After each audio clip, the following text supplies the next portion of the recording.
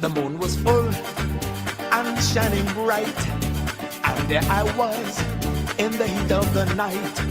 I found this place I'd like to go, even though it's far from home. It all made sense as I watched the crowd, the things I heard. This place was wild. The lights were low, people everywhere, sounds of love screaming through the air. It was there I fell in love. It was there I found my passion flowing, and far from my mind was the world I left behind. I used to think how it would be to find someone who needed me, and it was there my dream came true, 'cause it was there that I met you. So many days had come and gone, I almost thought I'd write a song. Good evening. Welcome back to Memories of a Musician. I'm your host, Vito DeSalvo. I appreciate having a month off, and we're in September now and ready to get back on the trail here.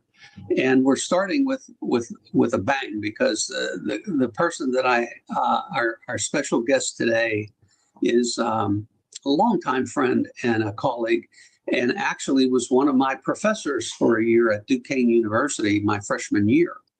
His name is Raymond Defade Sr. Now, you may recall that in this podcast series earlier, months ago, I had on a gentleman by the name of Raymond Defade Jr., who is a drummer, and Ray was the drummer in my band, E30, for several years. And we're very good friends. And I'm also good friends with Ray's other son, Eric, who was on tour with me for several years with an international artist. So tonight we are featuring Raymond Defade Sr., and another Pittsburgh jazz legend. And we're going to talk more about that later on. I want to tell you about my first experience with Ray Defade Sr. When I became a freshman and started at Duquesne University School of Music, I was a euphonium major. Now, I had played accordion from the time I was 4 years old. I knew chords and I knew chord changes and things like that. And I saw a sign, and I could play a little bit of piano, not much, but enough to play chords and things like that. So I saw a sign up that said that they were looking for a piano player, audition for a piano player in the jazz band at Duquesne. Now, prior to this, I had no idea about Ray's background or, his successes as a jazz musician and an arranger, etc. So I figured, I talked here, they had an opening for a trumpet. And a freshman that I was in school with, Tom Smilera, we talked and said, hey, why don't we audition? What do we have to lose, And I'm thinking there's a lot of great piano majors at Duquesne, but a lot of them had a lot of technique and could play Beethoven and Bach, but they couldn't play Happy Birthday if you gave them the melody and chords, So I says, I'm going to try it. So anyhow, I went and I set up an audition with Raymond Defade Sr. And he put two charts in front of me, and he counted them off. One was unison, and the other one was giant steps. And both of these things flew. I don't know how. The good graces. He was a generous man, a kind man, to say, okay, you got the gig, And so that was my audition, 2 audition pieces. I'll never forget that as long as I live. And so I had the experience of being in that jazz band, and there were some great players. Rico Turqueso, I remember, John Camarata playing lead trumpet, Joey Chinaki, which I think is related to the Defade family there. And I mean, just a whole line of great players. And so I was really, really intimidated sitting in that chair, but I was listening and I was enjoying it, and I was listening to all this great music. And the arrangements that Ray did were just, I mean, I had done a little bit of in high school arranging for our stage band, but this was beyond my comprehension at that point in time. So anyways, it was a wonderful experience. And then after that, we had other times together and experiences. And one time I had written a composition for a symphonic band called Metamorphosis of a Stoic, a 4-movement piece. It was actually a fanfare in 3 movements. And Ray did it with his high school band. And I went to the concert. I'm not sure if I conducted or he conducted, but I remember being at the concert. And I think Eric was in the band at that time and playing in the ensemble when they did my piece. So we've had a connection throughout the years. And of course, now, in later years with his voice. So before I bring him on, I want to play, just to give you a little taste of what we're in for. This is a song that Ray composed and arranged for an album of the Defade family. The album is called New Frontiers. And Ray and his son Ray playing drums, Eric playing tenor, and Ray Sr. playing alto, and Ray's grandson, which would be Ray's son, Anton, playing bass. So there are 4 Defades in this band. And then there's a list of other musicians, which you'll see when I play this on the screen. Here we go. Take a listen to Soul Searching.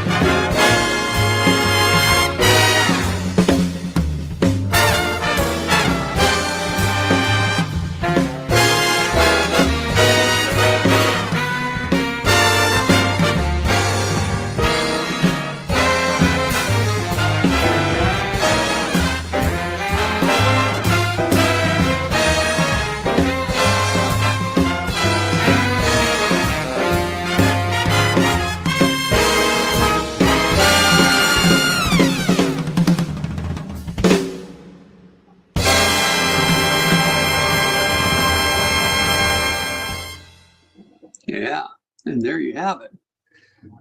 Soul Searching. Great tune, great arrangement, great band. It was just amazing. Let me read a little bit of background of Raymond Defade Sr. Ray Defade has earned a reputation as an outstanding musician, composer, arranger, and music educator. He organized and directed the first Duquesne University Jazz Ensemble and was a pioneer in the development of high school stage bands. Ray's resume also includes tours with Bobby Vinton, Dick Clark, and the Glenn Miller Orchestra. He was a founding member of the highly successful the Steel City Stompers and performed locally with numerous groups, including Jimmy Beaumont and the Skyliners and the Pittsburgh Symphony Pops Orchestra. So, ladies and gentlemen, with that, let's bring Raymond Defade onto the program here. There he is.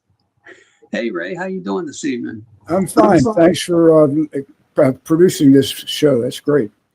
Thank you. I appreciate that. And I'm just having fun, talking to all these great musicians. Mm-hmm. And everybody has their story. And I'm sure you do too. Yeah. Well, all I know is that I've been more than blessed with the people I've been around and the opportunities I've had to use the talents that have been given to me by the Lord. Yes. Well, and that's a great attitude. It's a great way to put it. What did you always say when you were subbing? You had a line that you used. What was it? If you can't get who you want, I'm the guy to get. Yeah. Yeah. You know what? You guys, you and particularly your son Ray, you guys have a great sense of humor. Eric too. I love it. That's great. So Ray, I bet a lot of people would be curious to know this. How did you get started in music? What was your first instrument? And what was your inspiration to start music? When did you start? Well, my dad was a great lover of music when I was growing up, and he loved Benny Goodman, and so the clarinet was my major instrument at first. Okay. And then until I got really interested in saxophone and used that in my career, but I enjoyed what I learned on clarinet when I have to use it. It's not an easy instrument to play jazz on. It's a little harder than the saxophone, but I've just enjoyed all the experiences I've had, the different people I've played with, some wonderful musicians, and I've had the opportunity to do that. And whatever I could contribute is all right, but just playing with other people who are so talented is an experience. Sure. I felt the same way. I know how you feel. And when would you say that music really became a passion for you? You started on clarinet, but when did it really become a passion?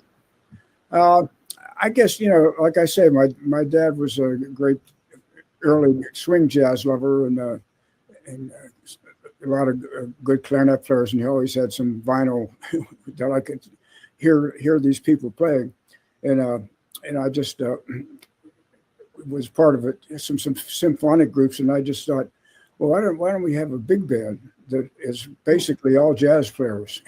Yeah. With that concept, Okay. Yeah, and so that's how it all came about, huh? Yeah, and I studied composition and arranging, and of course, what I learned at school is secondary to what I learned from other musicians, other writers, John Wilson, Doc Wilson, guys like that, and I would transcribe some arrangements which helped my ear, and see exactly what they were doing. I could put down on paper, and then I could steal or be influenced by. I'll put it that way. Yeah, right. Well, and that's true with everybody. I mean, I don't care who you are. If you're a creative person, you're getting ideas, or you're hearing ideas from all over the place, and at some point, you have to start by incorporating some of these, at least hints of these ideas, right? Yeah, that's right. Another, whether I mentioned this yet or not, but when I started this band at Duquesne, one of the whoever was one of the teachers there said, "Don't call it, a jazz ensemble. Call it a stage band. Oh. Don't use the word jazz. Yeah. Call it a stage band." And I said, "No, I don't think so."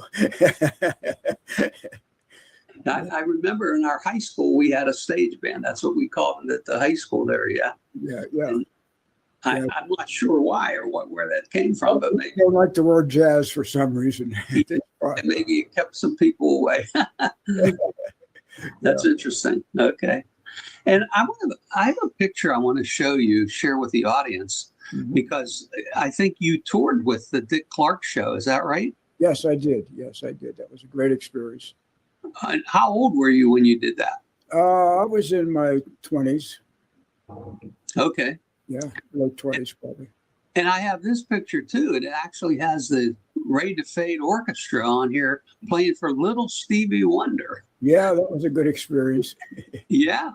I remember when he come out for the rehearsal, I said, well, where's your conductor? He says, I'm the conductor. Follow me. 1, 2, and don't rush, he said. That's funny. Yeah. Oh, wow. And I also have with the Ray Defade Orchestra, it's interesting, this here, you played at the World's Fair. I think this was this in New York City?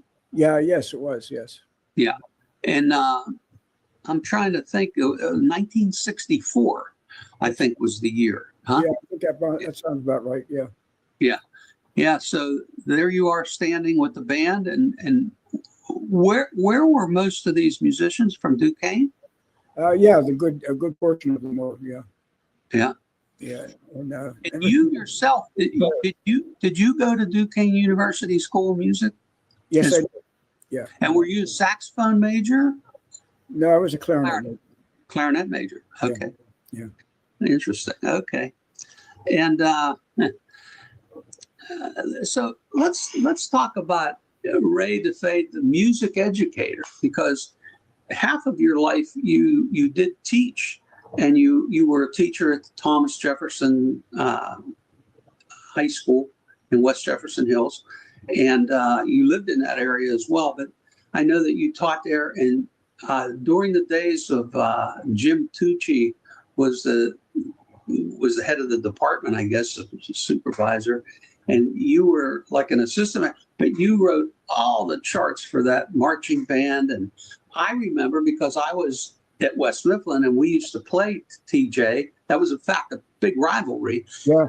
And when you guys came on the field, you had the theme song from Johnny Carson. Ba-da-ba-ba-ba. It was like, here's TJ, whatever.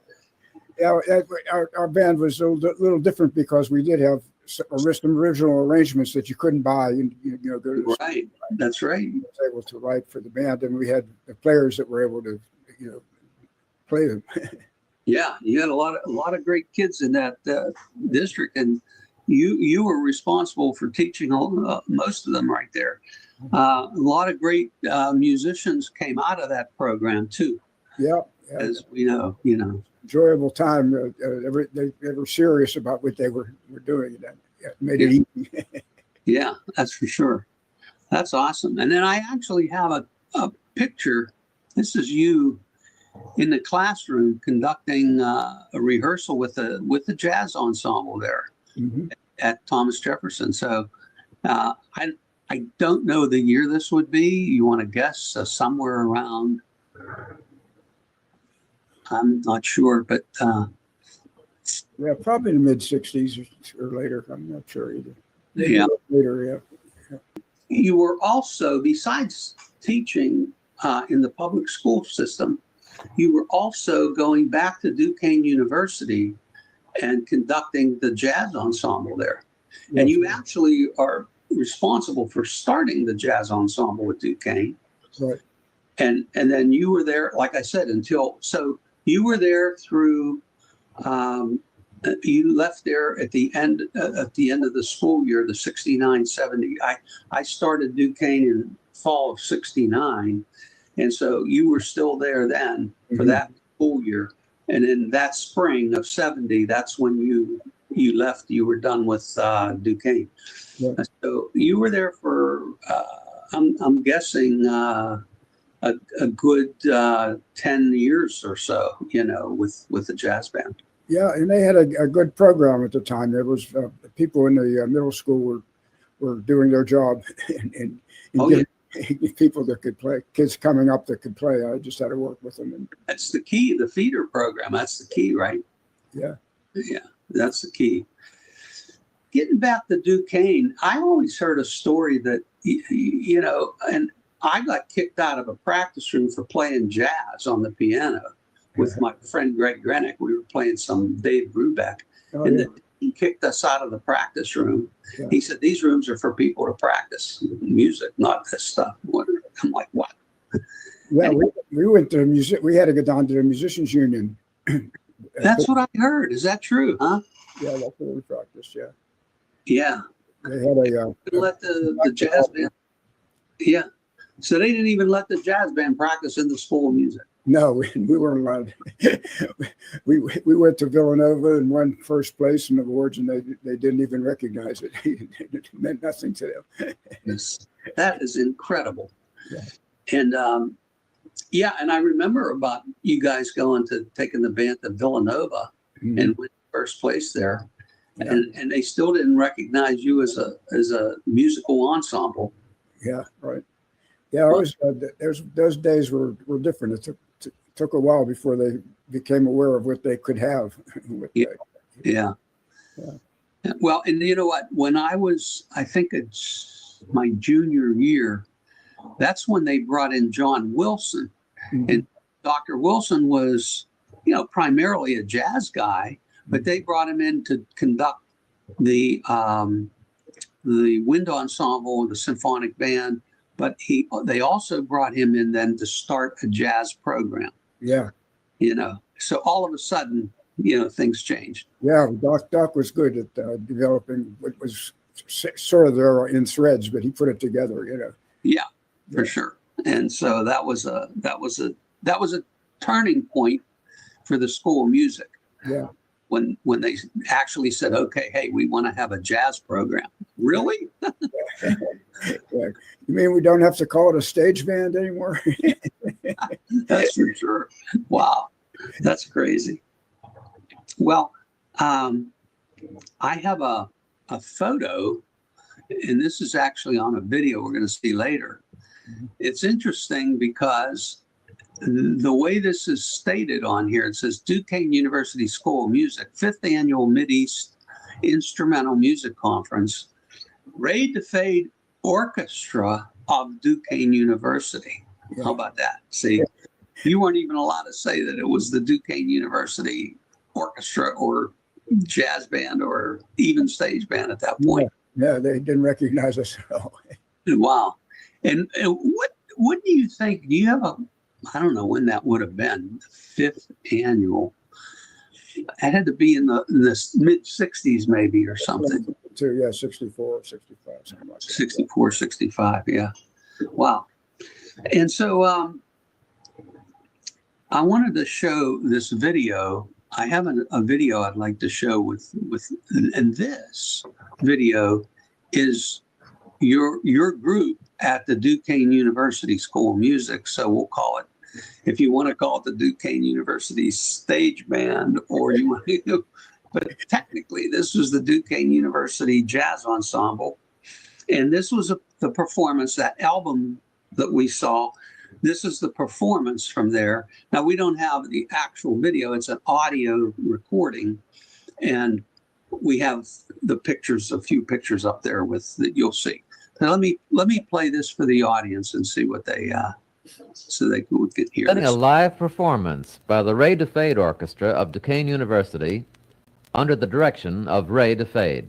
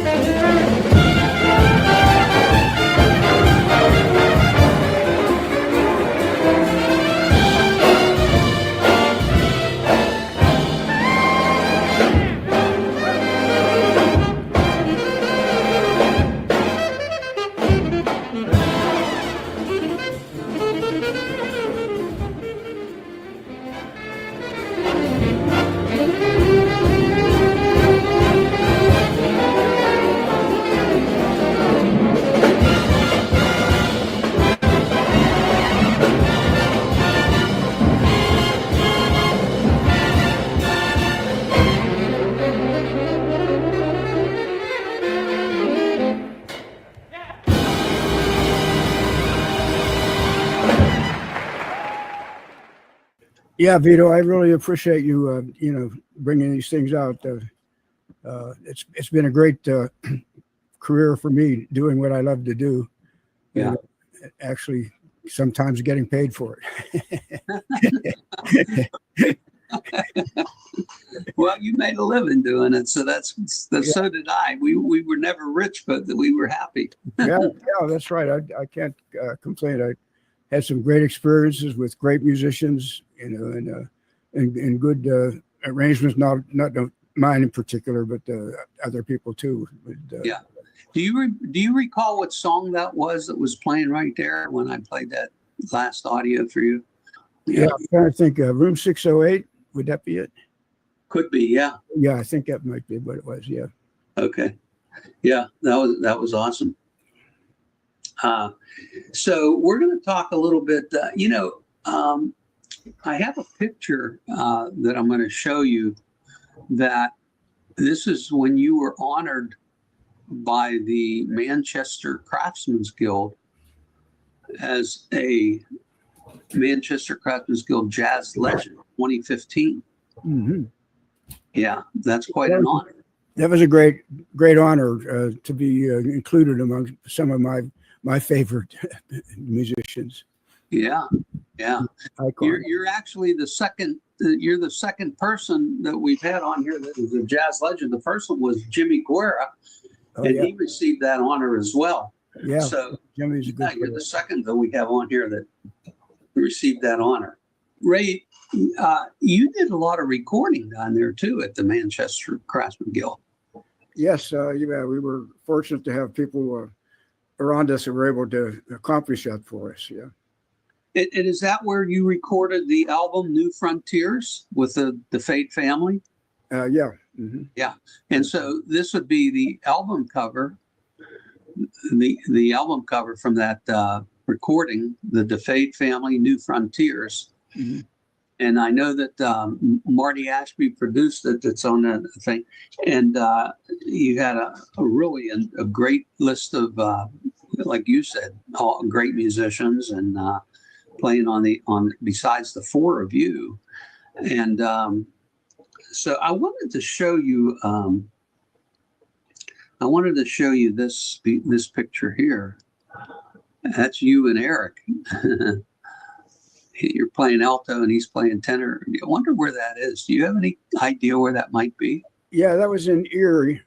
Oh, right on the lake. I forget what the city was, but we were there I think it was a week-long engagement somewhere we had. Oh, wow. Nice. Yeah, that's a cool picture. And I saw the lake in the back and I'm thinking, that doesn't look like Pittsburgh. That's Erie. Yeah, that's nice. So, that's two of you that were on the album. And then this picture here, of course, is Ray. Mm-hmm. He's in the studio recording on this album. Mm-hmm. And then I have this picture here, which is Ray's son and your grandson, Anton. I understand he's got quite a career going as well, right? Yeah, he's the bass player to call in Toronto now. Yeah. Yeah.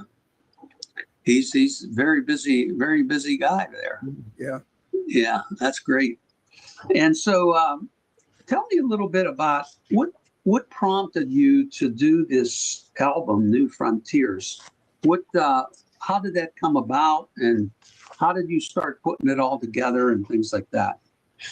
Well, just there's some new ideas I was hearing from contemporary jazz composers, Okay. and I was stealing or influenced by a lot of these new arrangers that really considered the big band more like a small combo concept. In other words, everybody's into it. Yeah. And it just inspired me. I transcribed a few things and just to see how some people were arranging and how they were fitting the sections together. So it was a learning experience that. Yeah. And then naturally you got to have good players to execute. Yeah, that's right. But it doesn't matter our age. We constantly learn. We keep learning. Yeah, I'm still learning. Yeah. So who was it? Pablo Casal says, "How come you're still practicing at the age 78?" I think I'm getting somewhere. He was still playing at the age of 90. Yeah. Yeah, that's terrific. That's wonderful. That's a great line too. Yeah, I think I'm getting somewhere. Yeah, sometimes there are lines like that that only musicians understand, right? Yeah, right. Yeah, it's a good company to be in when you're around a lot of musicians. You just Yeah, for sure. I agree. So let's talk a little bit about some of the, you've played with so many different groups and so many different gigs over the years. And we're going to talk about this in a minute, but one that I particularly remember is the Steel City Stompers. Yeah. That was, you guys performed regularly at Bimbo's in the South Hills. Yeah. And I was in college at the time, and I used to go there with my wife. She wasn't my wife then, but she is now, Alana. We used to go there on a Friday night and watch you guys. It was a hoot. It was hilarious. And, I saw you in so many different lights as a jazz performer and a great jazz band arranger. And then you were a teacher and you were an educator. And now you're really an entertainer. I mean, that was an entertaining group right there. Oh, yeah. Yeah. The fun part about that was, we were basically comedy, but they were all good players. Yeah. Could go break into a jazz thing if we needed to, but we, Yeah, for sure. Well, the one guy, the drummer was Bob Rossthorn. Yeah, Bob. Yeah. And he played on the Mr. Rogers program. Yes, he was yes, he did. drummer, Yeah. So I have this little thing that I found online about this group. It says in 1973, Bob Rossthorn and Ray Defade decided to join forces and combine their talents to augment two already successful careers. The result was a unique high-energy comedy act with great music. Bob and Ray, as the Steel City Stompers, have had fun entertaining audiences for 35 years. That's a long time, too. Yeah. At practically every appearance, the duo receives dozens of requests, but performs anyway. I like that. Yeah. Again, the humor, the Ray Defade humor. Ross and Ray combined their talents in a fun-filled, high-energy effort to preserve their reputations as the abominable showmen, proving once and for all that each of them is a legend in his own mind. Oh, that's funny. Yeah.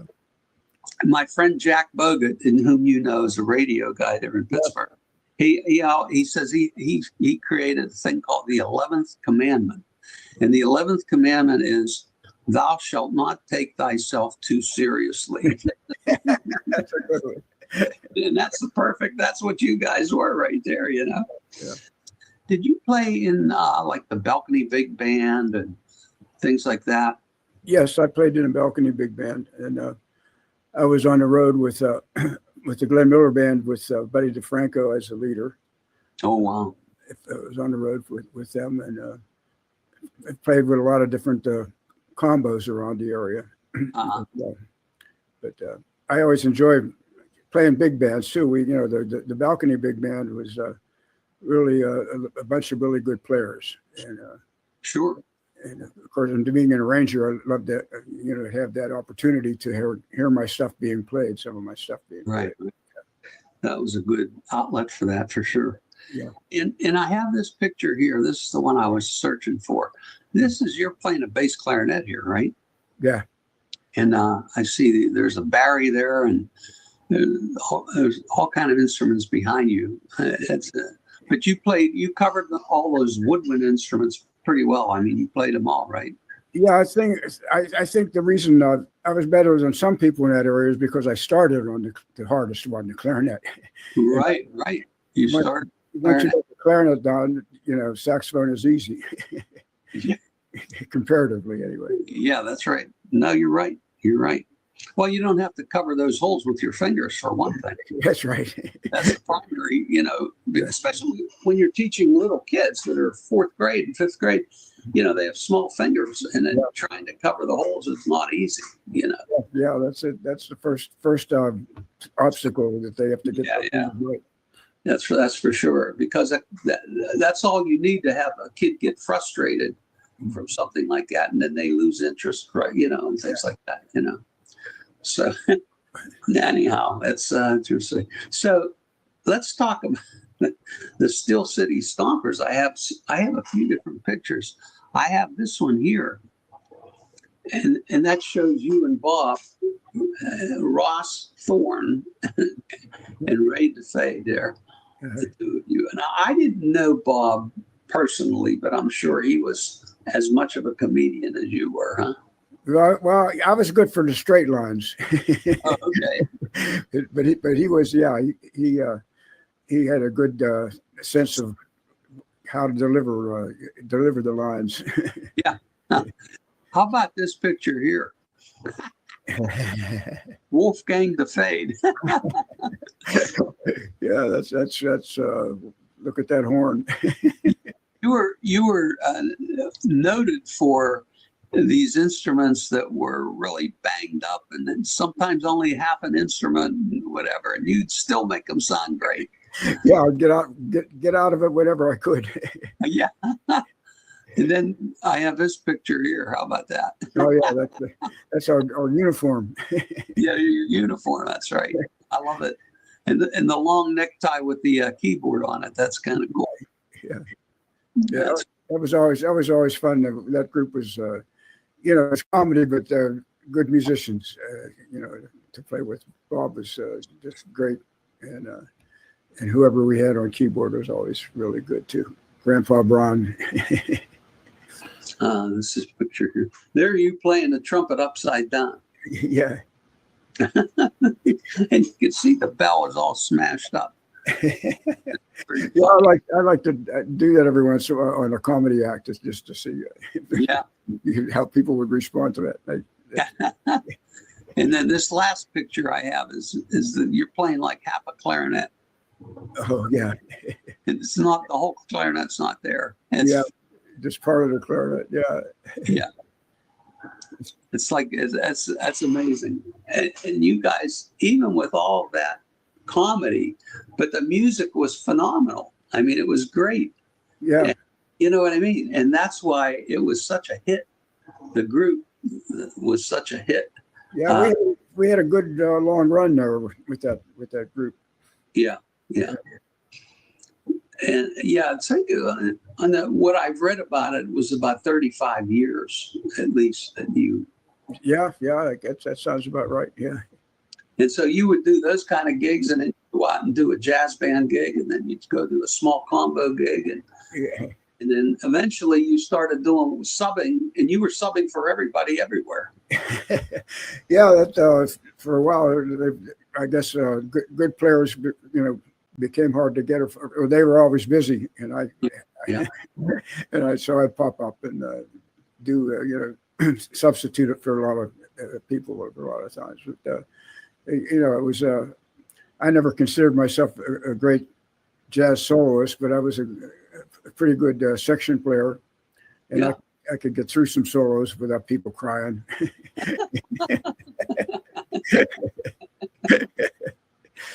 Oh, that's too funny. Yeah. And what do you think would be, if you had a name like a couple highlights of your career, like really top moments, what would you say?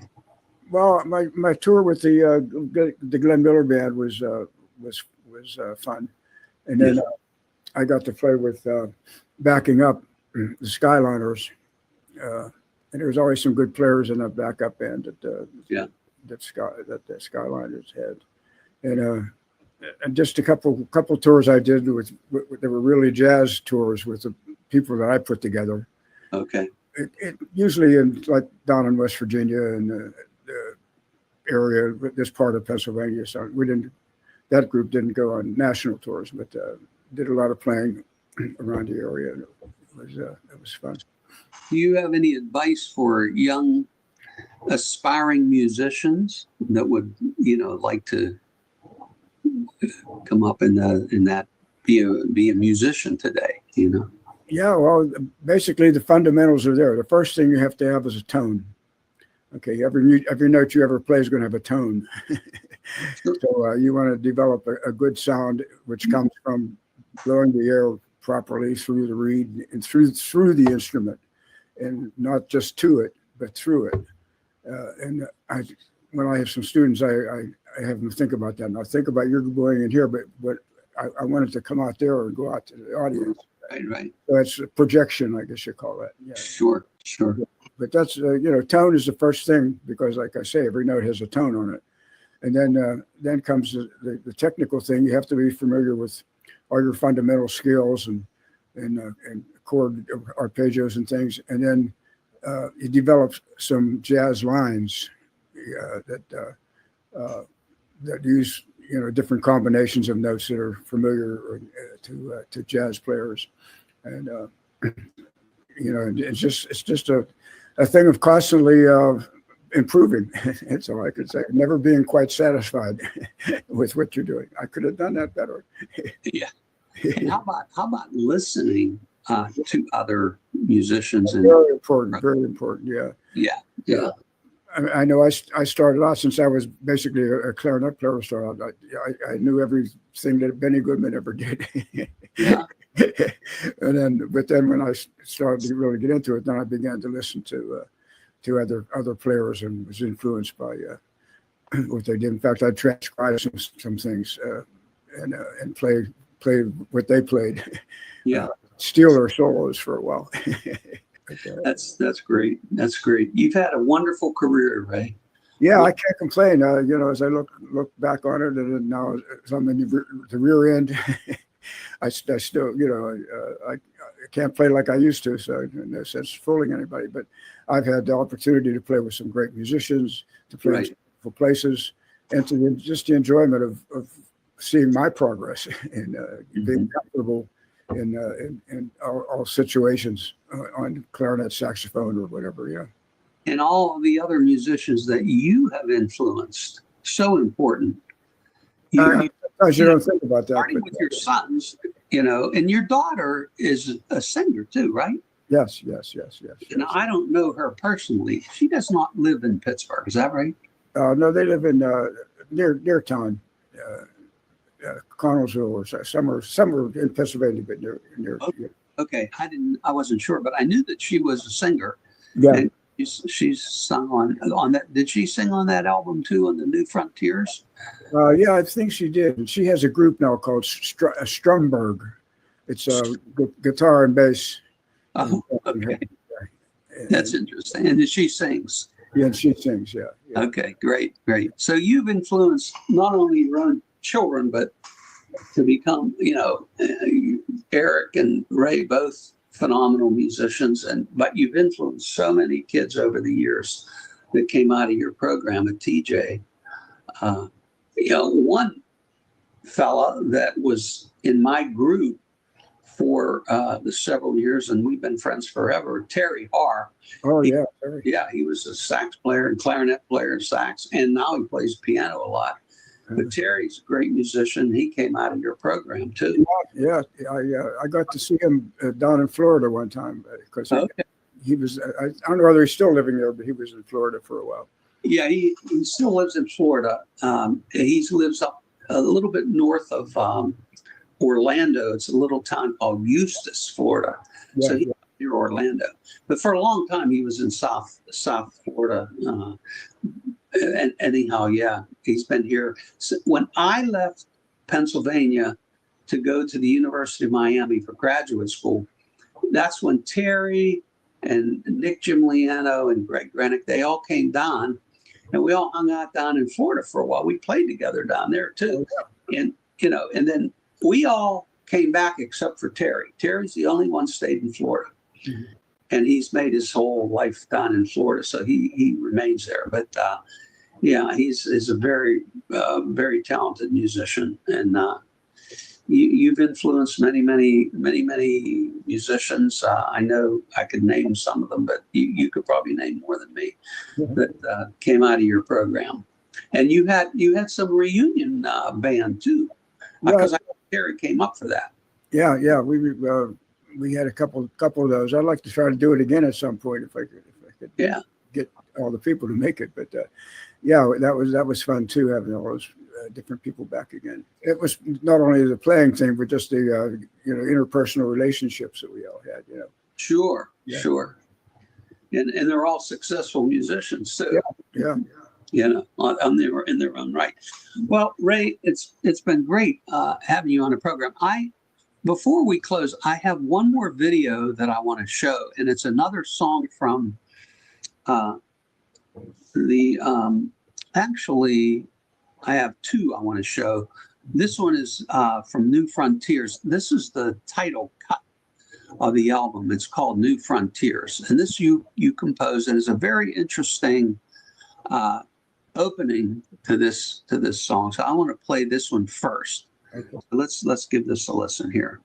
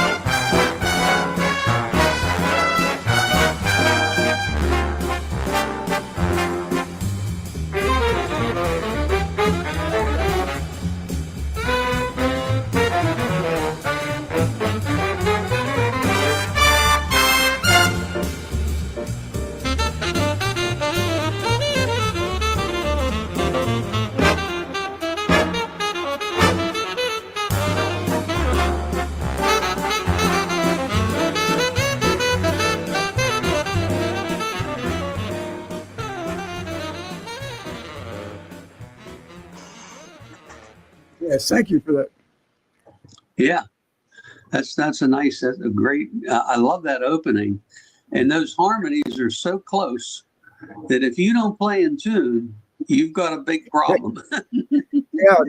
I sort of considered it, borrowing some stuff from classical music, Yeah, for sure. And turning it into jazz. Yeah. Yeah, that was great. I loved it. I loved every second of it. Thank you. And then I have this. Tell me about this title called "Waltz for Mourning Grandchildren." Oh, what is there a meaning behind that? There was somebody had passed away, and sort of it related in the family, and it was the grandchildren that you're sad for, because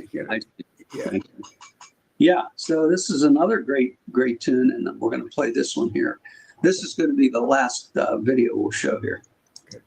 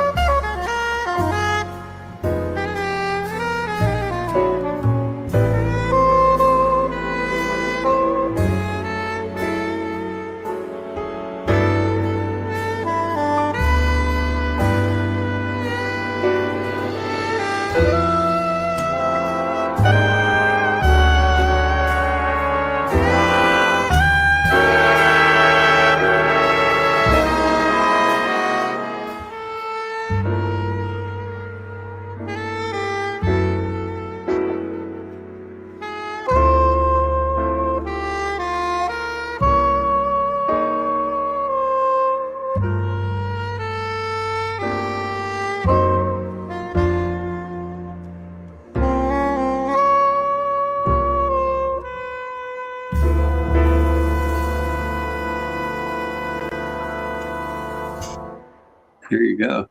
Wow. Thanks for playing that. Yeah. Yeah, beautiful. Yeah. A lot of great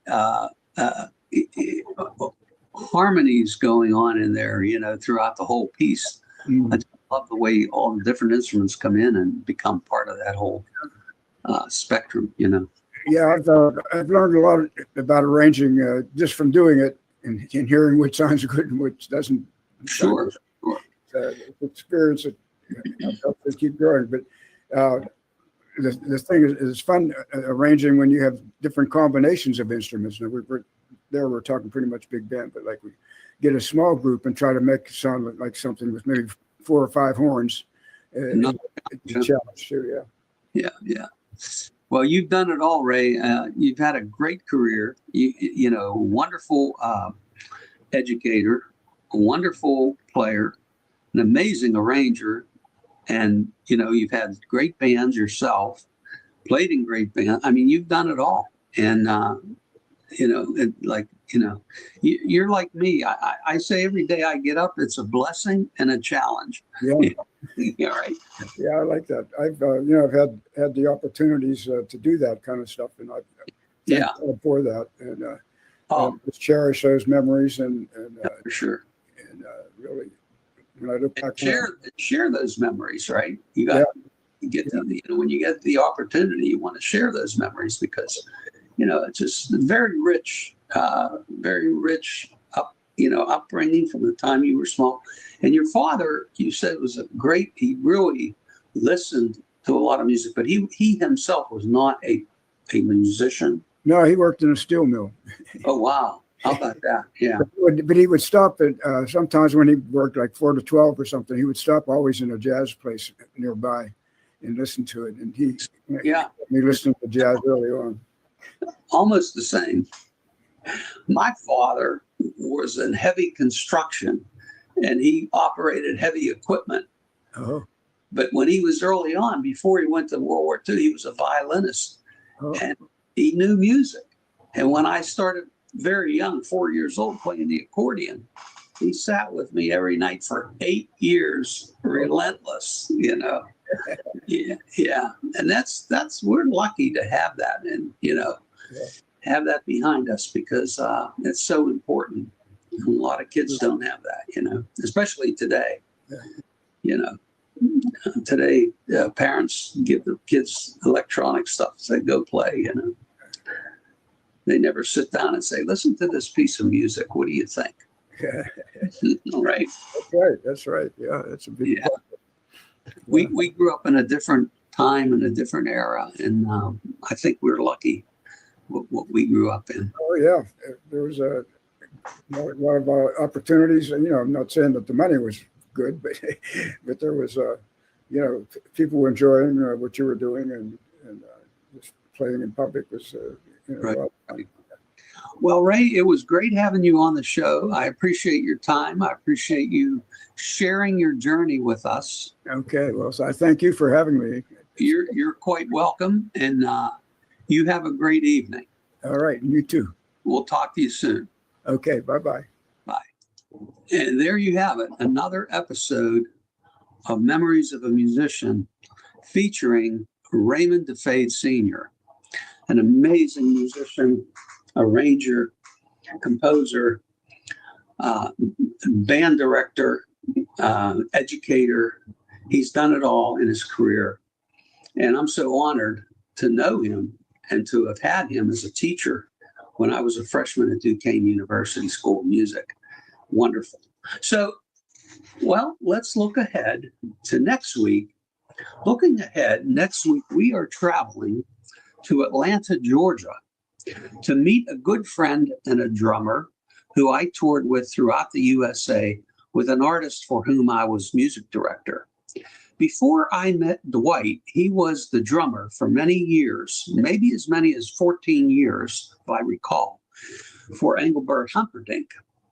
So be sure to tune in next Wednesday, September 10th at 7:30 p.m. Eastern Standard Time for another episode of Memories of Musician featuring show drummer Dwight Smith. So thank you very much. Good night, and you have a great evening.